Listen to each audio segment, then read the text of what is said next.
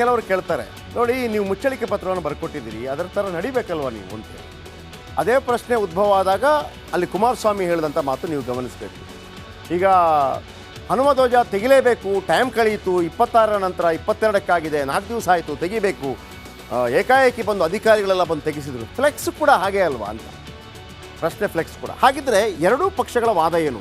B J P ವಾದ ಏನು ಮಾಡುತ್ತೆ, ಕಾಂಗ್ರೆಸ್ ಏನು ವಾದ ಮಾಡುತ್ತೆ, ಬನ್ನಿ ಹೇಳ್ತಾ ಹೋಗ್ತೀವಿ. ಬಿ ಜೆ ಪಿ ಏನು ವಾದ ಮಾಡುತ್ತೆ? ಬಿ ಜೆ ಪಿ ಹೇಳುತ್ತೆ, ಅಲ್ಲ ನೀವು ಔರಂಗಜೇಬ್ ಫ್ಲೆಕ್ಸ್ ಹಾಕಲು ಅವಕಾಶ ಕೊಡ್ತೀರಿ, ಎಲ್ಲಿ ಔರಂಗಜೇಬ್ ಫ್ಲೆಕ್ಸ್ ಹಾಕೋದಕ್ಕೆ ಅವಕಾಶ ಕೊಡ್ತೀರಿ ಶಿವಮೊಗ್ಗದಲ್ಲಿ, ಅಲ್ಲಿ ಖಡ್ಗ ಹಾಕೋದಕ್ಕೆ ಅವಕಾಶ ಕೊಡ್ತೀರಿ, ಆಮೇಲೆ ಇಲ್ಲಿ ಕೋಲಾರದಲ್ಲಿ ಆ ಖಡ್ಗ ಹಾಕೋದಕ್ಕೆ ಅವಕಾಶ ಕೊಡ್ತೀರಿ.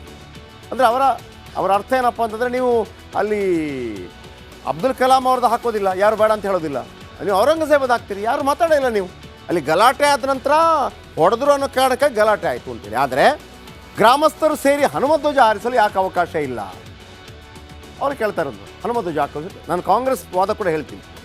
ಆಮೇಲೆ ಕೋಲಾರದಲ್ಲಿ ಕತ್ಯ ಕಮಾನ್ ನಿರ್ಮಿಸಲು ಅನುಮತಿ ಕೊಡ್ತೀರಿ, ನೀವು ನೋಡಿರಲಿಲ್ವಾ? ತೆಗೆಸಿದ್ರ ನೀವು ತೆಗೆಸಿಲ್ಲ, ಗಲಾಟೆ ಆದ ನಂತರ ಆಯಿತು. ಕೋಲಾರದ ಜೈ ಶ್ರೀರಾಮ್ ಅಂದರೆ ಜೈಲಿಗೆ ಸರ್ಕಾರ ಕಳಿಸುತ್ತೆ, ಇದು ಬಿ ಜೆ ಪಿ ಆರೋಪ. ರಸ್ತೆಗಳಲ್ಲಿ ತಲವಾರು ಹಿಡಿಯೋರಿಗೆ ಅವಕಾಶ ಇದೆ. ಹಿಂದೂಗಳು ಭಜನೆ ಮಾಡಿದರೆ ಶಾಂತಿ ಭಂಗ ಅಂತ ಹೇಳ್ತೀರಿ, 10 ಗಂಟೆಗೆ ಬಂದ್ ಮಾಡಬೇಕು ಅಂತ ಹೇಳ್ತೀರಿ. ಮೈದಾನದಲ್ಲಿ ಸಾರ್ವಜನಿಕ ಗಣೇಶೋತ್ಸವಕ್ಕೆ ಅವಕಾಶ ಇಲ್ಲ, ಆದರೆ ಈದ್ ಮಿಲಾದ್ ಟೈಮಲ್ಲಿ ಸಾಮೂಹಿಕ ಪ್ರಾರ್ಥನೆ ಮಾಡಬಹುದು.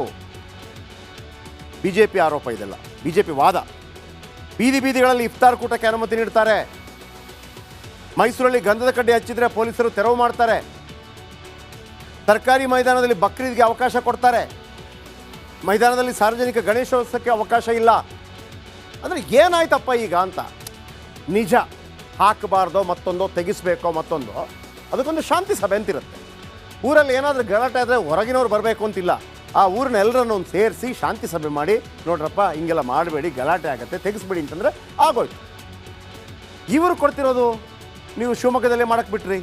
ಔರಂಗಜೇಬದು ಅಷ್ಟು ಫುಲ್ ಗ್ರೀನ್ ಮಾಡಿ ಹಾಕಿದ್ರಿ. ಯಾರು ಔರಂಗಜೇಬ್? ದೇವಸ್ಥಾನದ ಒಡೆದಿರುವಂಥ ಆರೋಪಗಳಿರೋದು ಔರಂಗಜೇಬ್ ಮೇಲೆ. ಇನ್ನು ಇಫ್ತಾರ್ ಕೂಟಕ್ಕೆ ಅನುಮತಿ ಕೊಟ್ಟಿದ್ದೀರಲ್ವಾ? ಹಾಗಿದ್ರೆ ಇದ್ಯಾಕೆ? ಆದರೆ ಕಾಂಗ್ರೆಸ್ ಏನು ಹೇಳುತ್ತೆ ಈ ಸಂದರ್ಭದಲ್ಲಿ ನೋಡಿ. ಗೌರಿಶಂಕರ ಸೇವಾ ಟ್ರಸ್ಟ್ನವರು ಅನುಮತಿ ಕೇಳಿದರು. ಕರ್ನಾಟಕ ಧ್ವಜ ತ್ರಿವರ್ಣ ಧ್ವಜ ಹಾರಿಸ್ತೇವೆ ಅಂತ ಹೇಳಿದರು.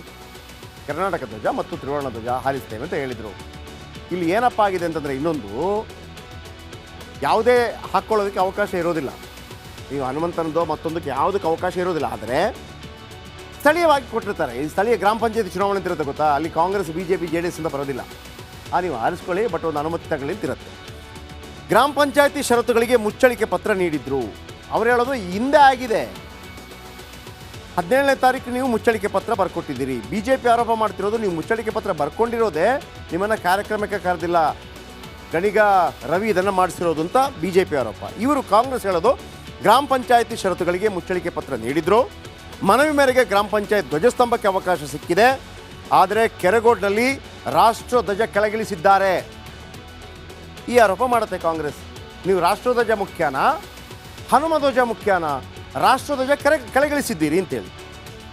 ರಾಷ್ಟ್ರಧ್ವಜ ಕೆಳಗಿಳಿಸಿ ಹನುಮಧ್ವಜವನ್ನು ಹಾರಿಸಿದ್ದಾರೆ. ನಿಯಮ ಉಲ್ಲಂಘಿಸಿದ್ದಕ್ಕೆ ಧ್ವಜ ಇಳಿಸುವಂತೆ ಸೂಚನೆ. ನಾವು ಹನುಮಧ್ವಜ ತೆಗೀರಿ ಅಂತ ಹೇಳಿದ್ದು, ನೀವು ನಿಯಮ ಉಲ್ಲಂಘನೆ ಮಾಡಿದ್ದೀರಿ.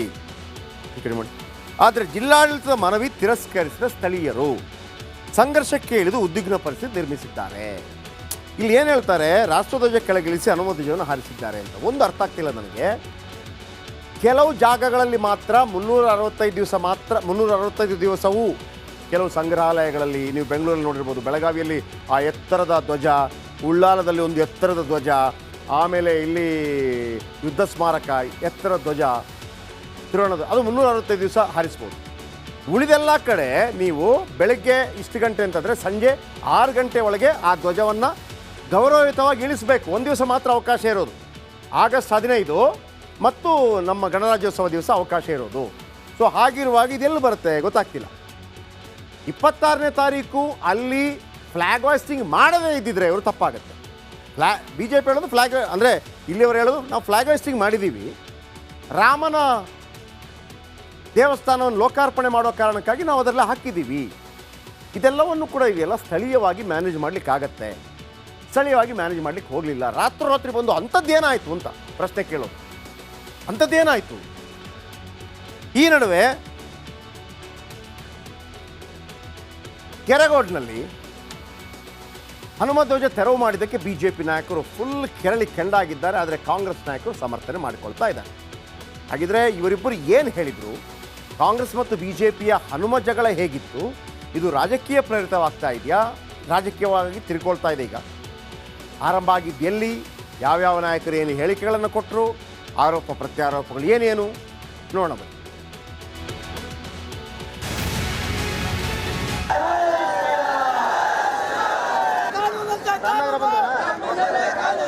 ಎಲೆಕ್ಷನ್ಗೋಸ್ಕರ ಇವೆಲ್ಲ ಮಾಡ್ತಾ ಇದ್ದಾರೆ. ಆ ಟಿಪ್ಪು ಸುಲ್ತಾನಿಗೂ ಆಂಜನೇಯನ್ ಕಂಡ್ರೆ ಆಗ್ತಿರ್ಲಿಲ್ಲ. ಟಿಪ್ಪು ಸುಲ್ತಾನ್ ಭೂತ ಹೋಗಿರುವ ಕಾಂಗ್ರೆಸ್ಸಿಗರಿಗೂ ಆಂಜನೇಯನ್ ಕಂಡ್ರೆ ಆಗ್ತಾ ಇಲ್ಲ. Everyone want to take the law into their hands. ರಾತ್ರಿ ಬಂದು ಧ್ವಜವನ್ನು ಇಳಿಸಿ ಮತ್ತು ರಾಷ್ಟ್ರ ಧ್ವಜಕ್ಕೂ ಅಪಮಾನ ಎಸಗಿದ್ದಾರೆ ಮತ್ತು ಹನುಮ ಧ್ವಜಕ್ಕೂ ಅಪಮಾನ ಎಸಗಿದ್ದಾರೆ. ಎಲೆಕ್ಷನ್ ಬರ್ತಾ ಇದೆ, ಅದಕ್ಕೋಸ್ಕರ ಇವೆಲ್ಲ ಮಾಡ್ತಾ ಇದ್ದಾರೆ. ಎಲೆಕ್ಷನ್ಗೋಸ್ಕರ ಇವೆಲ್ಲ ಮಾಡ್ತಾ ಇರೋದು. ಅವರು ನಮ್ದೇನು ತಕರಾರಿಲ್ಲ. ಅವ್ರು ಯಾವ್ದು ಪಂಚಾಯತಿಯವರು ಏನು ಪರ್ಮಿಷನ್ ಕೊಟ್ಟಿದ್ರು ಅದ್ರ ಪ್ರಕಾರ ನಡ್ಕೊಂಡಿದ್ರೆ ಜಿಲ್ಲಾಡಳಿತ ಯಾಕೆ ಇಂಟರ್ಫಿಯರ್ ಆಯ್ತಿದ್ರು ಅವ್ರಿಗೆ?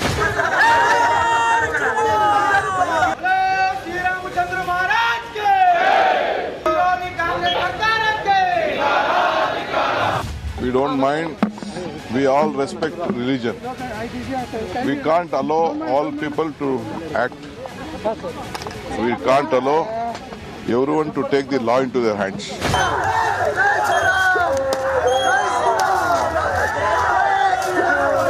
ರಾಜ್ಯದ ಕಾಂಗ್ರೆಸ್ ಸರ್ಕಾರದ ಹಿಂದೂ ವಿರೋಧಿ ನೀತಿಯ ವಿರುದ್ಧ ನಮ್ಮ ಹೋರಾಟ. ಇವರಿಗೆ ಟಿಪ್ಪು ಸುಲ್ತಾನ್ನ ಭೂತ ಹೊಕ್ಕಿದೆ. ಆ ಟಿಪ್ಪು ಸುಲ್ತಾನಿಗೂ ಆಂಜನೇಯನ್ ಕಂಡ್ರೆ ಆಗ್ತಿರ್ಲಿಲ್ಲ. ಟಿಪ್ಪು ಸುಲ್ತಾನ್ ಭೂತ ಹೊಕ್ಕಿರುವ ಕಾಂಗ್ರೆಸ್ಸಿಗರಿಗೂ ಆಂಜನೇಯನ್ ಕಂಡ್ರೆ ಆಗ್ತಾ ಇಲ್ಲ. ಅದಕ್ಕಾಗಿ ಹನುಮ ಧ್ವಜವನ್ನು ಇಳಿಸಿದ್ದಾರೆ. ಇದು ಜಾಸ್ತಿ ರಾಜಕೀಯವಾಗಿ ಎಳಿಬಾರ್ದಂತ ನನ್ನ ಅಭಿಪ್ರಾಯ. ಎಲ್ಲದಕ್ಕೂ ತರದು ಬರೀ ಹಿಂದೂ ಮುಸ್ಲಿಂ ಅಂತಕ್ಕಂಥ ಪದ, ಆಮೇಲೆ ಮುಖ್ಯಮಂತ್ರಿಗಳಿಗೆ ನೀವು ಟಿಪ್ಪು ಸುಲ್ತಾನ್ ಪರ ಅಂತಕ್ಕಂಥದ್ದು, ಟಿಪ್ಪು ಸುಲ್ತಾನ್ ಅನ್ನೋದು, ಇವೆಲ್ಲ ಪ್ರಜಾಪ್ರಭುತ್ವ ವ್ಯವಸ್ಥೆಯಲ್ಲಿ ಇದು ಎಲ್ಲಿ ಮಟ್ಟಿಗೆ ಸಹಿ ಅಂತ ನೀವೇ ಅವ್ರಿಗೆ ಪ್ರಶ್ನೆ ಮಾಡಿ.